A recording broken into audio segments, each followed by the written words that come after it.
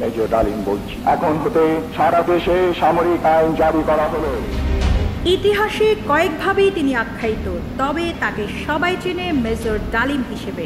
তিনি বাংলাদেশ সেনাবাহিনীর একজন সাবেক সেনা কর্মকর্তা।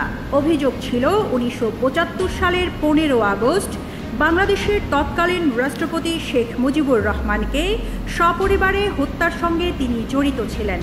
যিনি দীর্ঘদিন আড়ালে ছিলেন, সেই মেজর ডালিম এবার প্রকাশ্যে এলেন।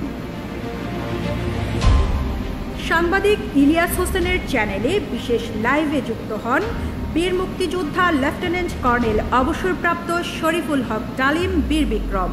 দীর্ঘদিন পর প্রকাশ্যে আসলেন তিনি।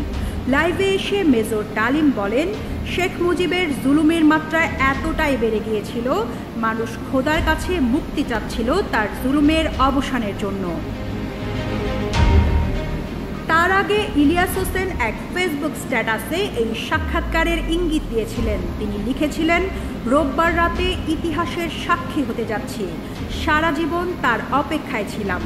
ইলিয়াসের বিশেষ লাইভে যুক্ত হয়ে মেজর ডালিম তার জীবন ও সাম্প্রতিক সময়ে ঘটে যাওয়া নানা ঘটনা নিয়ে কথা বলেন। লাইভের শুরুতেই ইলিয়াস হোসেন মেজর ডালিমকে যুক্ত করে বলেন, আমাদের জাতির সূর্য সন্তান, যিনি জাতিকে 1975 সালে সফলতার পথে নিয়ে গিয়েছিলেন। সাংবাদিক ইলিয়াসের প্রশ্নের জবাবে মেজর ডালিম বলেন, দেশবাসীকে, বিশেষ করে নতুন প্রজন্মের ছাত্র জনতাকে যারা আংশিক বিজয় অর্জন করেছেন, তাদের প্রতি লাল শুভেচ্ছা জানাই। 24-এর গণ অভ্যুত্থানের নেপথ্যের নায়ক ছাত্র জনতাকে পরামর্শ দিয়ে তিনি বলেন, সম্প্রসারণবাদী হিন্দুত্ববাদী ভারত, যার কবজায় আমরা প্রায় চলে গিয়েছি, সেই অবস্থান থেকে সেই 71-এর মতো আরেকটা স্বাধীনতা অর্জন করতে হবে। তা না হলে বিপ্লব ব্যর্থতায় পর্যবসিত হবে। 75-এর হত্যাকাণ্ডের নেপথ্যের কারণ জানতে চাইলে তিনি বিস্তারিত ইতিহাস তুলে ধরেন।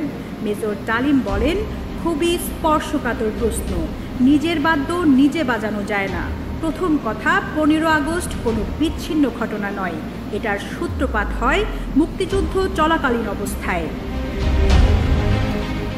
এই বীর বিক্রম বলেন, যখন 7 দফাতে চুক্তি করে নজরুল ইসলাম তাজউদ্দিনকে পারমিশন দেওয়া হলো একটা প্রভিশনাল গভর্নমেন্ট গঠন করার, 7টা ক্লজ পড়ে সাইন করার পর নজরুল ইসলাম ফিট হয়ে পড়ে গিয়েছিলেন যে আমরা ক্রমান্বয়ে ভারতের একটা করদরাজ্য অঙ্গরাজ্যে পরিণত হব। মেজর ডালিম বলেন, মুজিব মারা যায়নি, বরং একটি সেনা অভ্যুত্থানে নিহত হয়েছেন। সেনা অভ্যুত্থান খালি হাতে মার্বেল খেলার মতো নয়, সেখানে দুই পক্ষ থেকে গোলাগুলি হয় এবং দুই পক্ষেই হতাহতের ঘটনা ঘটে। যেমন মুজিবের পক্ষের কিছু লোক নিহত হয়, তেমনি সেনা অভ্যুত্থানকারী বিপ্লবীদের দিক থেকেও কিছু লোক প্রাণ হারায়। এটি বাস্তবতা। তবে বিপ্লবীরা বিজয়ী হয়ে ক্ষমতা নিজেদের হাতে নিয়ে নেয়। তিনি বলেন, মুজিবের মৃত্যুর খবর এবং বাকশালের পতনের সংবাদ জানার পর শহর, বন্দর এবং গ্রামের লাখ লাখ মানুষ আনন্দ মিছিল বের করেছিল। যে সমস্ত রাজনৈতিক নেতা বা দলগুলো আন্ডারগ্রাউন্ডে ছিল, তারাও জনসমর্থন নিয়ে রাস্তায় এসে উপস্থিত হয়। এভাবেই 15 আগস্টের বৈপ্লবিক সামরিক অভ্যুত্থান জনস্বীকৃতি লাভ করে বলে জানান মেজর ডালিম। Rizwana Rinti, news desk, Ittefaq.